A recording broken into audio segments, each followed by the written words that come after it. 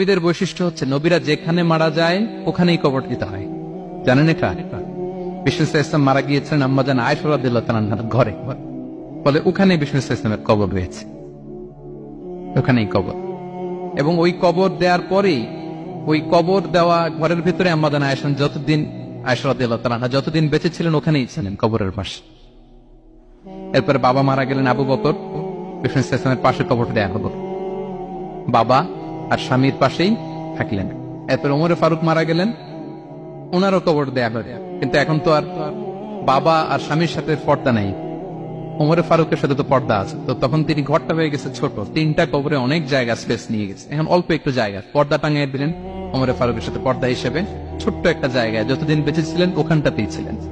ওমরে ফারুক যখন আমিরুল মুমিনিন খলিফা, তখন ছেলে আব্দুল্লাহকে পাঠিয়েছিলেন যে যাও একটা অনুমতি আগে থেকে নিয়ে রাখো আম্মাজান আয়েশার কাছ থেকে, যেহেতু ঘরটা ওনার, ওনাকে বলে রাখো যে আমি মারা গেলে যেন আমার দুই বন্ধু মুহাম্মদ সাল্লাল্লাহু আলাইহি ওয়াসাল্লাম এবং আবু বকরের পাশে যেন কবর দেয়া হয়।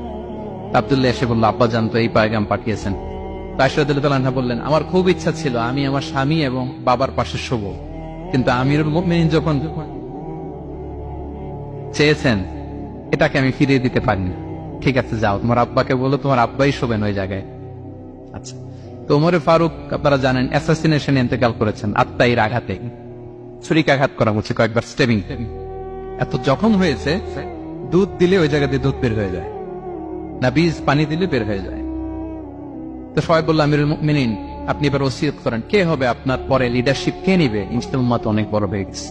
তখন তিনি ওসিয়ত করলেন এবং ছেলেকে আব্দুল্লাহকে আবার বললেন যে আব্দুল্লাহ আবার যাও, যে আম্মা জানের থেকে অনুমতি নাও।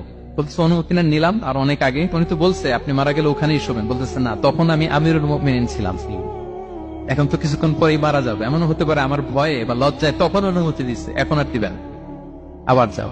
আবার গেল, আয়েশা রাদিয়াল্লাহু তাআলা আনহা বললেন, না এখন আমি আগের কথার উপরে আছে, তোমার আব্বাই সেখানে শোক। সুবহানাল্লাহ। ওমরে ফারুক ওখানে শুলেন, তখন তিনি পর্দা আরম্ভ করলেন আম্মাজান আয়েশা। তাহলে রাসূল সাল্লাল্লাহু আলাইহি ওয়াসাল্লামের কবরটা হচ্ছে আম্মাজান আয়েশা রাদিয়াল্লাহু তাআলার ঘরের ভেতরেই। আপনারা মসজিদে নববী যারা ভিজিট করেছেন তারা জানেন যে আপনারা যখন কিবলামুখী হয়ে নামাজ পড়েন, বাম দিকে বিষ্ণু ইসলামের কবর, সেখানে রাসূল সাল্লাল্লাহু আলাইহি ওয়াসাল্লামের পাশে আবু বকর এবং ওমরে ফারুক রাদিয়াল্লাহু তাআলা আনহুমা শুয়ে আছেন। রাসূল সাল্লাল্লাহু আলাইহি ওয়াসাল্লামের কবর থেকে মিম্বার পর্যন্ত এই পুরো জায়গাটা রাউদাতুম মিন রিয়াদিল জান্নাহ, দুনিয়ার বুকে জান্নাতের একটা টুকরা। বিষ্ণু সাল্লাল্লাহু আলাইহি ওয়াসাল্লাম ইন্তেকালের আগে ওনাকে অপশন দেয়া হয়েছে, নবী আপনি চাইলে থেকে যেতে পারেন আজীবন, আর চাইলে আমার কাছেও চলে আসতে পারেন, এই হ্যাভ অপশন। বিষ্ণু সাল্লাল্লাহু আলাইহি ওয়াসাল্লাম তার রবের সাথে সাক্ষাৎকে চুজ করেছেন এবং ইন্তেকালের আগে তিনি পড়েছিলেন, আল্লাহুম্মা গফিরলি ওয়ারহামনি ওয়ালহিকনি বির-রফিকিল আ'লা, আল্লাহ আপনি আমাকে ক্ষমা করুন, আল্লাহ আপনি আমার প্রতি রহম করুন, আল্লাহ আমি আপনার সান্নিধ্যে যেতে চাই, পৃথিবীতে থাকতে চাই না।